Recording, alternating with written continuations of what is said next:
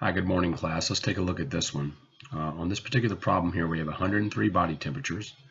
The mean is 98.3. The sample standard deviation is 0.73.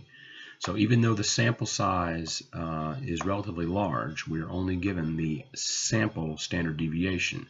However, because the sample size is large enough, we can use the Z or the T. It's not going to matter. Okay, it's still going to give me a consistent result. So the point estimate is listed here. We want to find a 99% CI. So again, let's go to StatCrunch to do that. And let's see here, we want a 99% CI.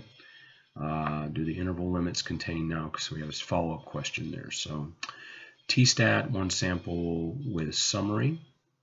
The mean is 98.3, the standard deviation is 0.73, and my sample size is 103. And again, it doesn't matter whether I use the Z or the T in this situation because the sample size is sufficiently large. We should get a comparable result. So the answer that I'm getting here is to 3 decimal places, 98.111. So let me change this to 111. And the upper limit is 98.488. 98.488. So you were awfully close. I suspect that what was happening here was that you were getting some round-off error. And that tends to be a problem when we're working on confidence intervals, hypothesis tests, anything beyond Chapter 7. We can run into lots of round-off error. So my recommendation for you to avoid those issues is to use StatCrunch or use some other tool because it will contain all of the decimals and give you a very precise result.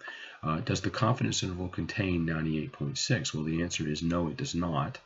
98.6 is not in this range, so that's a pretty open and shut response.